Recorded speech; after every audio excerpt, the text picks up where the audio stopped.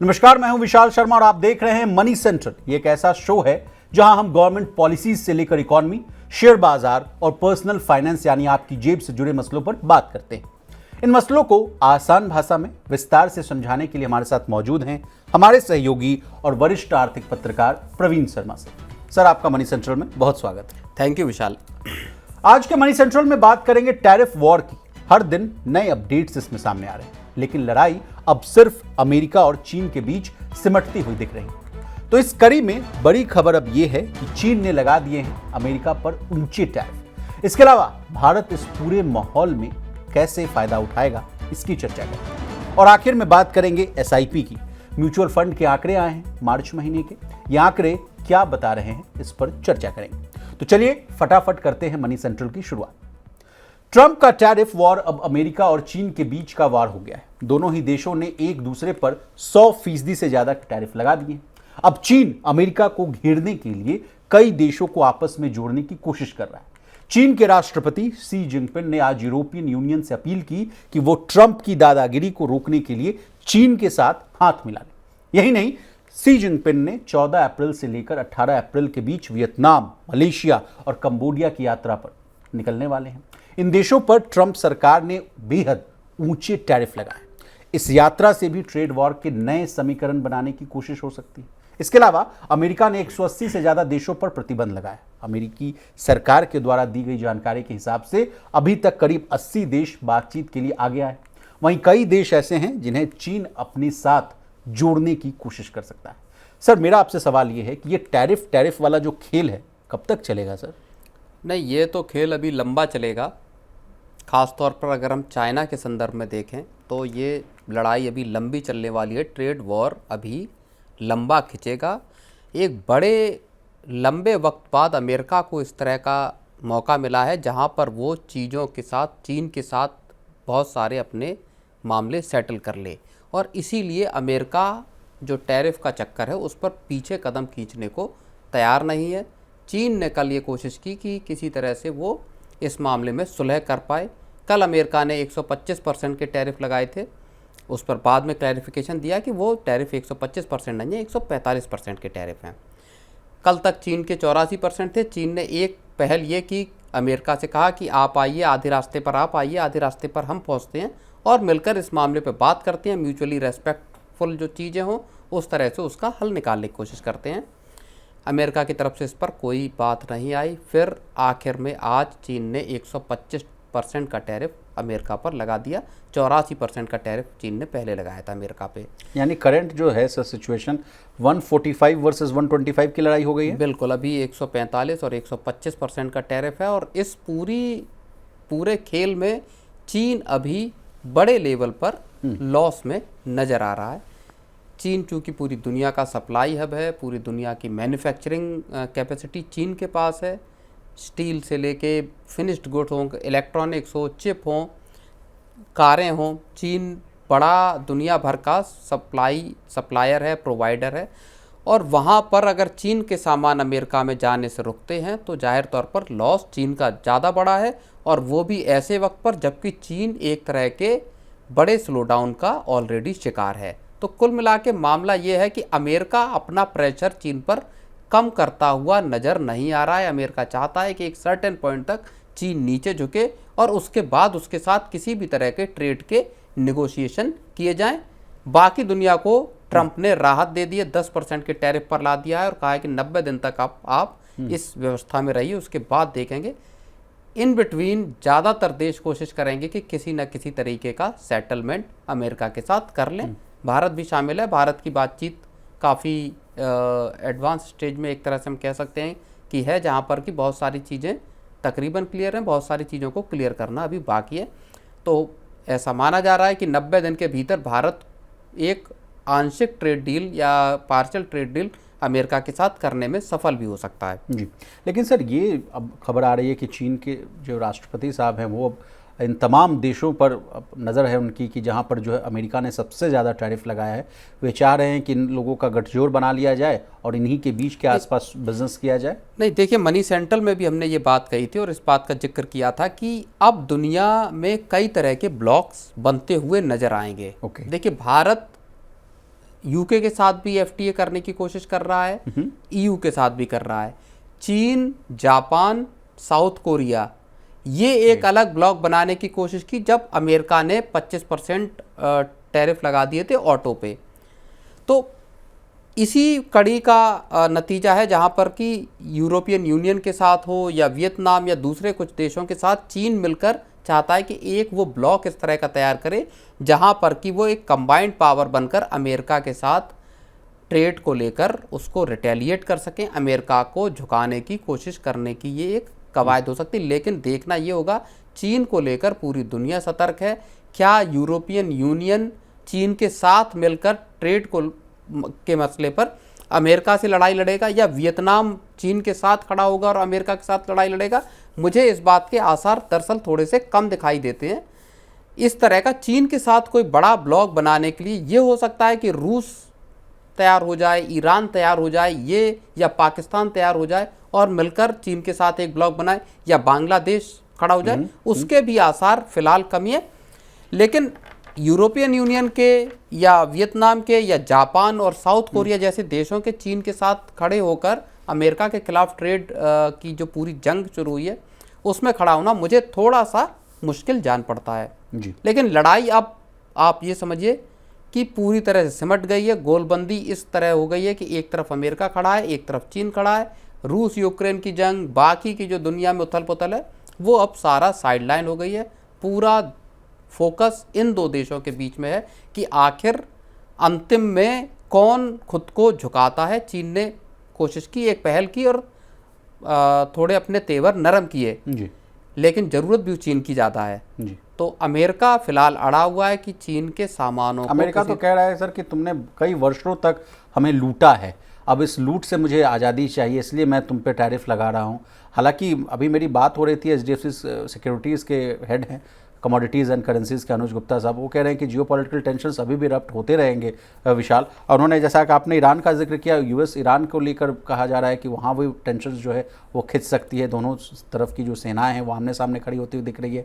वो कह रहे हैं कि रशिया यूक्रेन वॉर वाला भी जो हल है वो भी अभी सामने तक नहीं आता हुआ दिख रहा है। इस बीच मेरा आपसे ये प्रश्न है सर कि कल भी देखिए अमेरिकी बाजार जो है 12% के हिसाब से तेज़ी के बाद, जब से ये जो टैरिफ वाला मामला फिर चीन पर जो लगाया गया उसके बाद देखिए वो भी गिरकर बंद हुए। तो ये जो टर्मोइल है, इसका इम्पैक्ट जो है इकॉनमी पर, शेयर बाजार पर, तमाम जगहों पर देखने को मिल रहा है और जिस वजह से लाखों करोड़ों रुपए का जो नुकसान हो रहा है वो देखने को मिल रहा है। नहीं, देखिए जो बात आप कह रहे हैं उसको लेके एक्सपर्ट भी इस बात को का जिक्र कर रहे हैं और ये कह रहे हैं कि भले लड़ाई अब दो देशों के बीच में आ गई है, चीन और अमेरिका के बीच में, लेकिन इसके असर बहुत व्यापक हो सकते हैं। गंवा सब लोग रहा है ना सर। बिल्कुल, जैसे अंकलेश्वरिया अय्यर जो हैं, उन्होंने एक आर्टिकल लिखा, उन्होंने ये कहा है कि चीन और अमेरिका अगर स्लो डाउन में चले जाते हैं तो इसका जो असर है, इसका प्रभाव है, उससे दुनिया अछूती नहीं रह पाएगी। पूरी दुनिया पे इसके असर दिखाई देंगे और एक ये बड़ा स्लो डाउन या बड़ा रिसेशन पूरी दुनिया में लाने वाला साबित हो सकता है, क्योंकि ग्लोबल ट्रेड का बड़ा हिस्सा इन दो देशों के पास है और ट्रेड की अगर वॉर शुरू होती है तो किस तरह की लामबंदी, किस तरह की गोलबंदी होगी, उसमें क्या परिणाम निकलेंगे ये, और स्लो डाउन कितना हैवी होगा। चाहे अमेरिका के लिए समस्या ये है कि उसके पास पहुंचने वाला सामान महंगा होकर पहुंचेगा, ये तय है। अमेरिका ने क्या अपने यहाँ फैक्ट्रियाँ लगा ली हैं, क्या जिन सामानों को वो चीन से खरीदता है, जिस कीमत पर खरीदता है, क्या वो चीज़ें अपने यहाँ पैदा करने लायक अमेरिका की कैपेसिटी है, ये एक बहुत बड़ा सवालिया निशान है। दूसरी बात, अमेरिका जो ये कहता है कि चीन ने हमारा शोषण किया इतने वर्ष सस्ता सामान भेजकर, देखिए हमारा ट्रेड डेफिसिट ज़्यादा है, ये भी कहते हुए दिख रहे हैं। तो उसकी जड़ में अमेरिका की खुद की समस्याएं भी हैं। अमेरिका ने पूरा जो ट्रेड का, कारोबार का जो हिसाब किताब है, अमेरिका का पूरा हिसाब किताब एक प्रीमियम, एक नीश सेगमेंट के लिए हमेशा से रहा है। वो ज़्यादा मार्जिन वाले, ज़्यादा प्रीमियम लग्जरी, उस पर उन्होंने बिलीव किया है, हाई क्वालिटी वाले।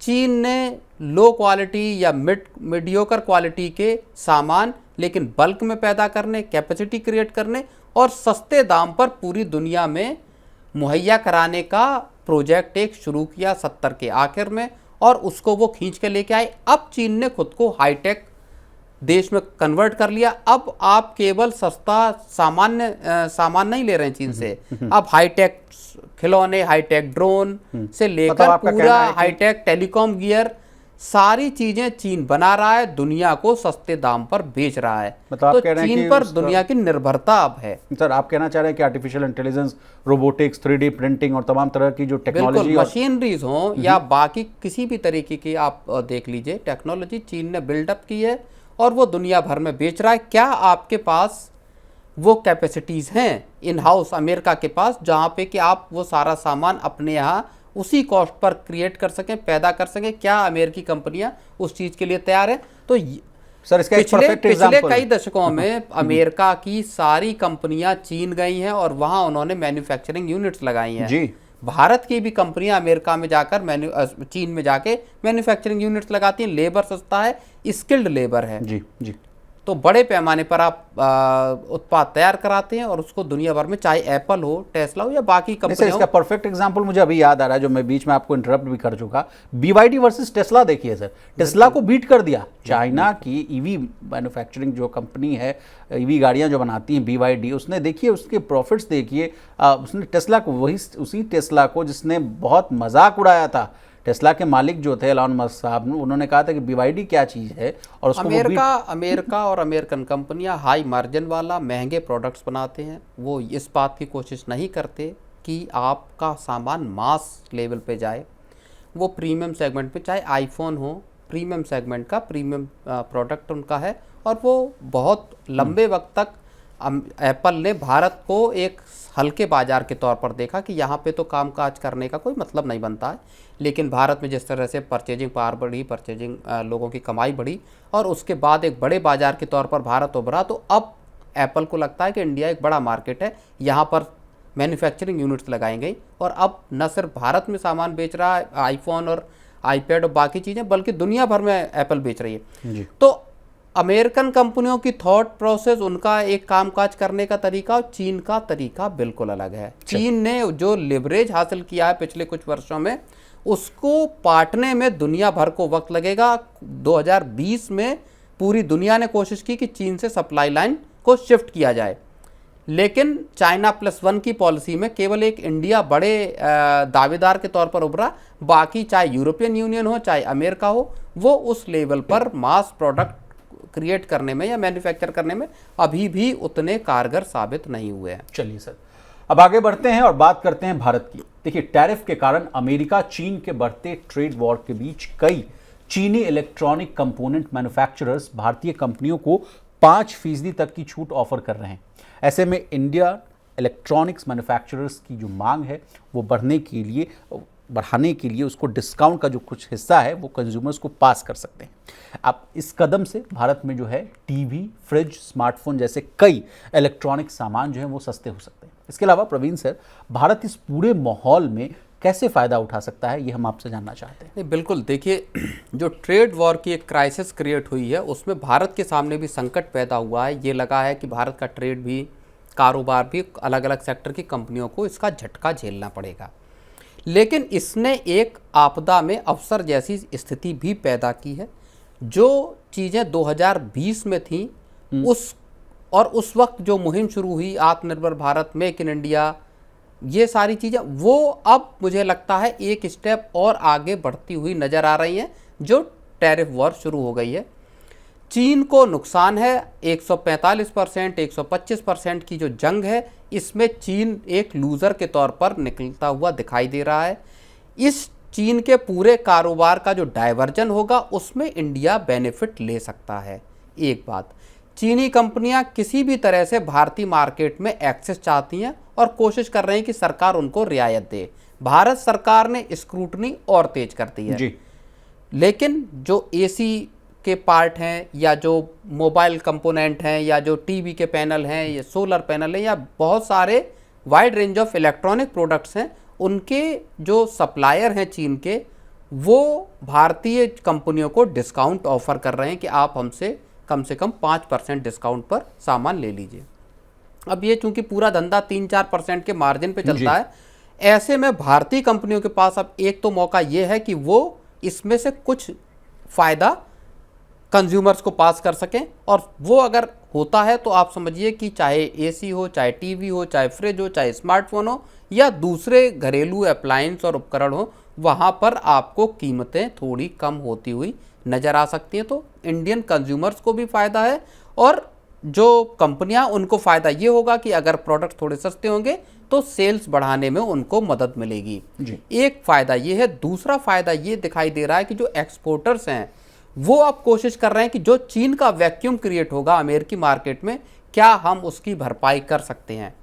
मसलन अपैरल को देख लीजिए तो लगभग 120 बिलियन डॉलर का अपैरल अमेरिका हर साल खरीदता है। इसमें से 30 बिलियन का अपैरल चीन अमेरिका को मुहैया कराता है हर साल।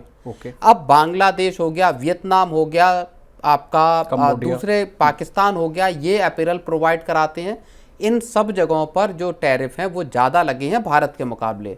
ऐसे में जो अपैरल के, गारमेंट के जो एक्सपोर्टर्स हैं उनके पास ये मौका बन रहा है कि वो 30 बिलियन डॉलर का जो एक हिस्सा चीन के पास था, क्या उसमें से कुछ हिस्सा अपने पास ले सकते हैं। इसी तरह से दूसरे जो कारोबार हैं वहाँ पर भी एक्सपोर्टर्स की नज़र इस चीज़ पर है कि जो सामान, जो चीज़ें चीन मुहैया नहीं करा पाएगा अमेरिका, या वहाँ जो लॉस होगा, क्या भारतीय एक्सपोर्टर, भारतीय कंपनियां वो चीज़ें कर सकते हैं, क्या उस तरह की कैपेसिटी क्या उनके पास है कि वहाँ पर वो अपना गेन हासिल कर पाएँ। सर इसी बीच में एक आंकड़े आ रहे हैं, आईआईपी के आंकड़े हैं, जिस तरह से आप कह रहे हैं कि मैन्युफैक्चरर्स के लिए या एक्सपोर्टर्स के लिए एक बहुत बड़ा अवसर है, आपदा में अवसर है।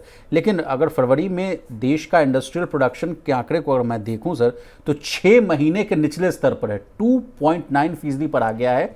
इस गिरावट का अगर कारण हम लोग देख पा रहे हैं सर, डिकोड कर पा रहे हैं, तो मैन्युफैक्चरिंग, माइनिंग और पावर सेक्टर जो है सबसे खराब प्रदर्शन करने वाले हैं।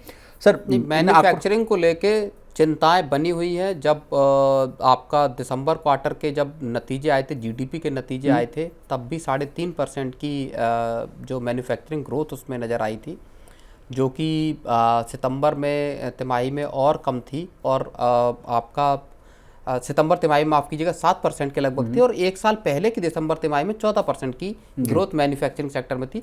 मैन्युफैक्चरिंग लगातार एक समस्या बनी हुई है।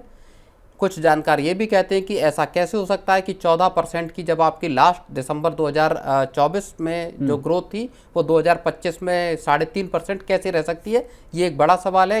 किस तरह से हम उसको कैलकुलेट कर रहे हैं, किस तरह से उसका आकलन कर रहे हैं, इतनी बड़ी गिरावट कैसे आ सकती है। तो मैन्युफैक्चरिंग को लेके जाहिर तौर पर सरकार को कुछ प्रयास और करने पड़ेंगे। और जिस चीज़ का जिक्र कॉमर्स मिनिस्टर पीयूष गोयल ने भी अभी हाल में स्टार्टअप्स का जो महाकुंभ में जहां उन्होंने स्पीच दी थी और कहा था कि हम लो स्किल्ड डिलीवरी बॉयज़ को या इस तरह का लेबर क्रिएट कर रहे हैं, वो वाकई तार वहां जाकर जुड़ते हैं उसके कि क्या हमारे पास स्किल्ड वर्कफोर्स है, क्या हम high quality high tech product manufacture करने के लिए तैयार हैं, क्यों हमारी मैन्युफैक्चरिंग ग्रोथ कमज़ोर हो रही है, क्या कंपनियां मैन्युफैक्चरिंग पे केपेक्स नहीं लगाना चाहती। क्योंकि एक बड़ी समस्या केपेक्स की भी है यहाँ पर। प्राइवेट केपेक्स होता हुआ नज़र नहीं आ रहा। सरकार चाहती है, सरकार ने अब जैसा 12 लाख रुपए तक सालाना तक इनकम को फ्री कर दिया है। सरकार का मकसद ये है कि कंजम्पशन बढ़ेगा तो कंपनियां केपेक्स को बढ़ाएं, लेकिन प्राइवेट केपेक्स अभी उस स्तर पर आता हुआ नज़र नहीं आ रहा। सरकार को शायद और रियायतें देनी पड़ेगी, या मैन्युफैक्चरिंग सेक्टर को किस तरह से रिवाइव किया जा सकता है, उसके कुछ उपाय सरकार को सोचने होंगे। फिलहाल वो चीज़ें नज़र नहीं आ रही। और अंत में बात करेंगे म्यूचुअल फंड्स इनफ्लो की। शेयर बाजार में जारी टर्बुलेंस के बीच मार्च महीने के लिए म्यूचुअल फंड इंडस्ट्री का डेटा आया है। एम्फी की तरफ से जारी रिपोर्ट के मुताबिक मार्च के महीने में इक्विटी फंड्स में 25,082 करोड़ का जो नेट इनफ्लो आया है, वो फरवरी महीने के 29,303 करोड़ रुपए का था, उससे कम आया है। इसमें देखिए 15% की गिरावट आई। ये आंकड़े क्या तस्वीर पेश कर रहे हैं, ये हम आपसे जानना चाहेंगे सर। नहीं, बिल्कुल, देखिए मार्च में ये जो इक्विटी म्यूचुअल फंड में इनफ्लो है वो ऐसे वक्त पे गिरा है जबकि मार्च में मार्केट्स में रिकवरी नज़र आई थी। इसके बावजूद जो इक्विटी म्यूचुअल फंड्स का इन्वेस्टमेंट है या इनफ्लो है वो तकरीबन 14% डाउन है, 29,000 करोड़ रुपए से घटकर 25,000 करोड़ रुपए पर आ गया है जी। बात केवल यहीं पे नहीं रुकती है, एसआईपी जो हैं वहाँ पर भी इनफ्लो फिर हम कम होता हुआ देख रहे हैं। आप समझिए कि 25,000 926 करोड़ रुपए का इनफ्लो मार्च में आया है, जो कि 25,999 करोड़ रुपए का था। तकरीबन 0.28% की गिरावट एसआईपी के इनफ्लो में भी नज़र आ रही है। लेकिन यहाँ दो चीज़ें, इसी के साथ एक और चीज़ भी है जो एसआईपी के स्टॉपेज रेशियो की है, जो आंकड़ा बेहद अहम है। 127%, यानी एसआईपी स्टॉपेज रेशियो जो है वो मार्च में और बढ़ा है, 127% पर सर ये होता क्या है एसआईपी स्टॉपेज रेशियो, अगर हम अपने व्यूअर्स को समझाना चाहें? बहुत सिंपल सी चीज़ है, नई एसआईपी खुलने की संख्या वर्सेस आपका एसआईपी बंद होने की संख्या। तो यानी 100 एसआईपी जितना खुलना चाहिए था उसके बिना पर 127 लोग बंद कर रहे हैं। तो इसका मतलब एसआईपीज बंद ज़्यादा हो रही हैं, नई एसआईपीज कम खुल रही हैं। फरवरी और मार्च का अगर आप नई एसआईपी खुलने का भी अगर आंकड़ा देखेंगे तो फरवरी में लगभग 54 लाख एसआईपी, फरवरी में 44 लाख से ज़्यादा एसआईपी खुली थी और मार्च में 40 लाख के आसपास एसआईपी खुली। तो 4 लाख से ज़्यादा एसआईपीज कम खुली हैं मार्च में। अब यहाँ पर दो तरीके के ट्रेंड आप समझ सकते हैं। एक तो ट्रेंड ये है कि एसआईपीज का जो इनफ्लो है उसमें केवल 0.28% की गिरावट नज़र आई है। ठीक है, तो वो आपका 926 करोड़ रुपए है 25,000, जो कि 25,999 करोड़ रुपए था। ठीक है, अब ये जो 0.28% की गिरावट आई है, इसका मतलब ये समझ में आता है कि मार्केट्स में गिरावट, मार्केट्स में वॉलेटिलिटी, टैरिफ का चक्कर, इस सब के बावजूद जो म्यूचुअल फंड इन्वेस्टर्स हैं वो थोड़े से मैच्योर नज़र आ रहे हैं। वो मार्केट की गिरावट में भी टिके हुए हैं, एसआईपीज को ज़्यादा रोक नहीं रहे हैं, लोग पैसा लगाना जारी रखे हुए हैं। एक ये बड़ा ट्रेंड अभी फ़िलहाल इसमें समझ में आ रहा है। लेकिन चूंकि मार्च के बाद अब जब अप्रैल में आपका मार्केट्स की हालत थोड़ी ज़्यादा ख़राब होती हुई नज़र आ रही है, ट्रंप के टैरिफ लागू हो गए हैं, रेसिप्रोकल टैरिफ लगाए गए फिर चीन के साथ, क्या ये ट्रेंड बरकरार रहता है या अप्रैल में डेटा और डाउन होकर आएगा, लोगों के एसआईपी स्टॉपेज रेशियो बढ़ेंगे, एसआईपीज में कम पैसा आएगा, इक्विटी म्यूचुअल फंड्स में जो इन्फ्लोज हैं वो क्या और नीचे जाएगा, 25,000 करोड़ के भी क्या नीचे चला जाएगा? ये कुछ ऐसी चीज़ें हैं जो देखने वाली होंगी मार्केट्स के हालात पर। इस पूरा का पूरा जो एसआईपी या म्यूचुअल फंड का है वहाँ पर उसकी नज़र आएगी। लेकिन कुल मिला के फ़िलहाल जो एसआईपीज़ का या इक्विटी म्यूचुअल फंड्स का अगर हम बात देखें तो थोड़ा रेजिलियंस दिखाई देता है, म्यूचुअल फंड्स में इन्वेस्टर्स का थोड़ा भरोसा बना हुआ है, ये बात जरूर समझ में आती है विशाल। लेकिन आज तो सर बाजार ने अच्छा परफॉर्म किया है। आज अगर शुक्रवार की बात की जाए तो आज अच्छी खासी तेजी के साथ 1310 अंकों की बढ़ोतरी के साथ सेंसेक्स जो है 75,157 के आसपास क्लोज हुआ है। निफ्टी में भी 400 से अधिक अंकों की तेजी देखने को मिली सर। और सबसे ज़्यादा अगर तेजी और ख़रीदारी की बात की जाए सर तो वो मेटल और ऑटो सेक्टर में देखने को मिली है। और सोना भी अगर इसमें जोड़ लें सर तो सोने ने भी रिकॉर्ड बनाया है सर, और नए दाम जो है 2913 रुपये बढ़कर 93,000 के आसपास दिखता हुआ दिख रहा है सोना सर। 10 ग्राम जो अब सोना है सर, अब आप खरीदने जाइएगा तो 93,000 रुपये का मिलेगा। इतनी ग्लोबल अनसर्टेनिटीज़ है सर। वॉर का जो सिचुएशन है वो देखिए, टैरिफ और तमाम तरह की जो चीज़ें हैं, और उसमें आदमी करे तो करे क्या, मार्केट में नुकसान हो रहा है। हर एक का पोर्टफोलियो अगर आप देखिए सर तो एकदम लाल निशान में 20 से 30% तक सभी के पोर्टफोलियोज गिरे हुए हैं। और जिस तरह से VIX जिसको वॉलेटिलिटी इंडेक्स को जो हम लोग नापते हैं सर, वो भी अपने रिकॉर्ड लेवल्स के आसपास है। तो ऐसे में सर रिटेल निवेशक जो है वो करे, मतलब क्या ही करे सर, इतनी घबराहट है। एक दिन देखिए बाजार जो है 10% चढ़ा हुआ रहता है, एक दिन देखिए 6%, 10%, 7% की गिरावट के साथ रहता है। तो आदमी कैपिटल कहाँ बचा पाएगा? और ऐसे में सर एसआईपी का वाला जो आंकड़ा है जिसमें गिरावट देखने को मिल रही है, तो ये तो चिंताजनक वाली बात है ही। बिल्कुल चिंताजनक बात है। और इससे भी ज़्यादा देखिए टैरिफ की जो जहाँ तक बात है, भारत के अगर लिहाज से हम देखें तो हो सकता है अगले कुछ महीनों में भारत के साथ अमेरिका की एक डील हो जाए। थोड़ा प्लस माइनस होगा, थोड़ा लॉस होगा, थोड़ा बेनिफिट होगा, अलग अलग सेक्टरों के हिसाब से हो सकता है। एग्रीकल्चरल सेक्टर में भारत कुछ रियायतें अमेरिका को दे दे, अमेरिकी प्रोडक्ट्स इंडिया में आने लगे ज़्यादा। लेकिन समस्या ये है कि क्या ग्लोबल ट्रेड उस तरह से चलेगा जैसा कि आपका 2 अप्रैल से पहले चल रहा था, टैरिफ लगने के पहले और टैरिफ लगने के बाद? क्या चीन और अमेरिका के बीच टैरिफ और ट्रेड के रिश्ते सामान्य होंगे? कितने वक्त में ये सामान्य होंगे? क्या अगले 6 महीने इसी तरीके की अगर रस्साकसी चलती है तो क्या दोनों देश स्लो डाउन में बड़े तौर पर अंदर जा सकते हैं? क्या अमेरिका में रिसेशन आया तो वहाँ के मार्केट्स बुरी तरह नहीं टूटेंगे? और अगर अमेरिकन मार्केट्स टूटते हैं, अगर चाइना टूटता है, दोनों एक पहले नंबर पर और दूसरे नंबर की अर्थव्यवस्था है दुनिया में, अमेरिका और चीन, दोनों देश अगर आपस में लड़कर स्लो डाउन में चले गए तो आप ये समझकर चलिए कि पूरी दुनिया का स्लो डाउन में जाना तय है, जिस बात की ज़्यादातर जानकार या बड़ी जो एजेंसियां हैं या आपके ब्रोकरेज हाउस कह रहे हैं, जेपी मॉर्गन हो या बाकी के हों। स्लो डाउन का खतरा, रिसेशन का खतरा इस वक्त का सबसे बड़ा खतरा है, क्योंकि रिसेशन जब आता है तो बड़े पैमाने पर वो नौकरियां लेके जाता है, बड़े पैमाने पर लोगों की कमाई को चोट पहुंचाता है। तो इस हालात से अगर पैदा होते हैं तो मार्केट्स का क्या होगा, ये एक बड़ी समस्या, और ऐसे में जो रिटेल इन्वेस्टर्स हैं उनके सामने भी एक बड़ी चुनौती पैदा हो जाती है। तो अगले कुछ महीने शेयर बाज़ारों के लिए ही नहीं, पूरी दुनिया भर की इकोनॉमी के लिए, ट्रेड के लिए, दुनिया भर के लीडर्स के लिए बड़े चुनौती भरे रहने वाले हैं। इस अमेरिका और चीन के बीच जो ट्रेड वॉर शुरू हुई है, इसका कोई आप समझिए कि कोई सहमति से अगर हल नहीं निकाला जाता दोनों देशों के द्वारा, तो जाहिर तौर पर दिक्कत बड़ी भी पैदा हो सकती है। स्लो डाउन का खतरा बड़ा खतरा है। कमोडिटी एक्सपर्ट से भी मेरी जो बात हो रही थी सर, तो मैंने उनसे पूछा कि देखिए रोज जो है देखने को मिल रहा है कि सोना ऑल टाइम हाई के आसपास है, मार्केट नीचे गिर रहा है। तो मैं बोला कि कब ये जो सिचुएशन है जब ये नॉर्मल हो सकता है, तो उन्होंने कहा कि देखिए जब तक अगर भारत वाला जो तो ट्रेड वाला जो मामला है वो तो सलटता हुआ दिख रहा है कि नहीं भाई चलिए आपका हम वापस ले लिए, पॉज लगा दिए। उनका कहना था कि अमेरिका जब चीन के साथ कह दे कि चलिए आपको भी हम या तो उसी ब्रैकेट में डाल दें कि 90 दिन वाले पॉज में, कि भाई हम चीन को भी डाल रहे हैं कि भाई आप पर भी जितना जो टैरिफ लगाया जा रहा है वो 90 दिन का उस पर पॉज हो, या दोनों के बीच में सहमति बन जाए, तब जाकर सिचुएशंस जो है ठीक होती हुई दिखेगी। सोना उन्होंने कहा कि 6000 जो विगत कुछ दिनों में बढ़ा है वो नीचे आ जाएगा और मार्केट्स में भी थोड़ा सा स्टेबलाइजेशन देखने को मिलेगा। तो आज के मनी सेंट्रल में बस इतना ही। प्रवीण सर आपका बहुत शुक्रिया, क्योंकि आपने तमाम विषयों को बहुत ही आसान भाषा में हमारे व्यूवर्स के सामने पेश किया। इसी तरह देश, दुनिया और बिजनेस जगत से जुड़ी तमाम ताज़ा तरीन खबरों के लिए बने रहिए हमारे साथ और देखते रहिए मनी नाइट।